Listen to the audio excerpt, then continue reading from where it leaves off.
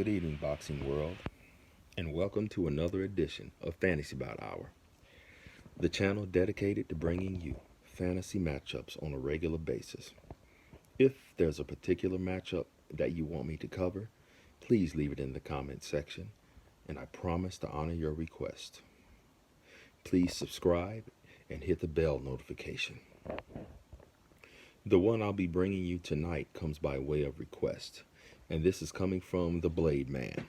Blade Man, I thank you for your request, and I thank you for participating in the channel.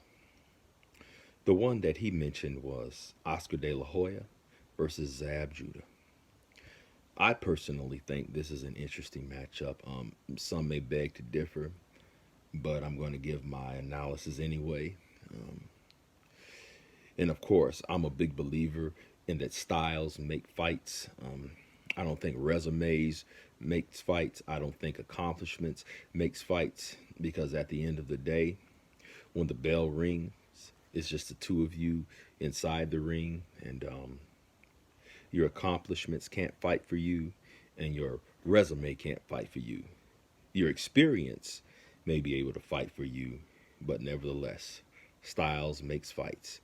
And the fight that immediately came to mind was Oscar De La Hoya versus Sweet Pea Pernell Whitaker. Oscar won a controversial decision.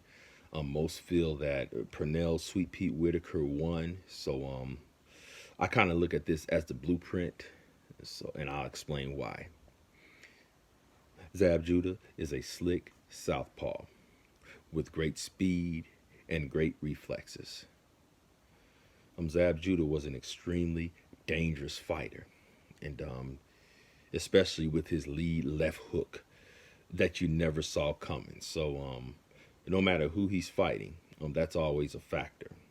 And we always have to remember the trouble that he gave Floyd earlier in the fight. And I truly believe that that should have been counted as a knockdown.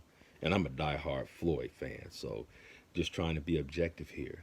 So I see Zab giving Oscar trouble in the early rounds, maybe the first 5 rounds. But as talented as Zab Judah was, for some reason he didn't keep that focus, and he didn't keep that discipline. And he sort of fell apart in the later rounds, or lost focus in the later rounds. And so Oscar De La Hoya was a great adjuster. And he would find you eventually. If Oscar De La Hoya caught you slipping at any point in the fight, he would zero in on you and impose his will. And Oscar De La Hoya has some of the best hand speed I've ever seen, and one of the greatest left hooks in the history of boxing.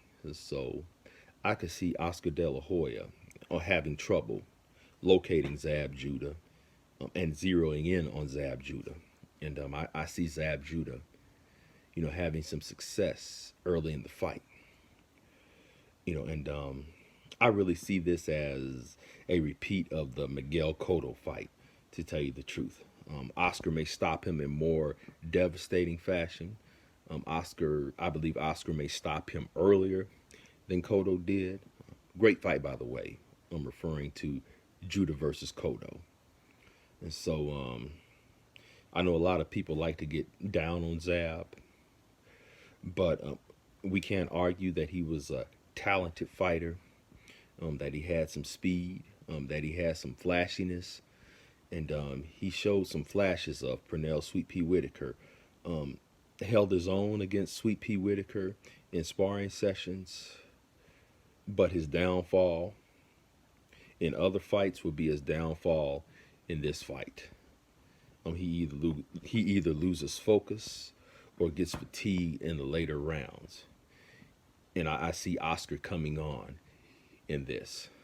I see Oscar, collecting the data, taking a few rounds to adjust to what Zab does. And once he gets Zab down, once he gets a look at what Zab is bringing, he makes the adjustments. And unfortunately, I see Oscar stopping Zab around the 7th or 8th round. Zab will give a good effort while he's fresh, but just that lack of stamina, that lack of discipline will catch up to him in this particular contest. So please give me your thoughts. I'm open for discussion. I'm open for debate, and let's talk about it. Leave your comments in the comments section.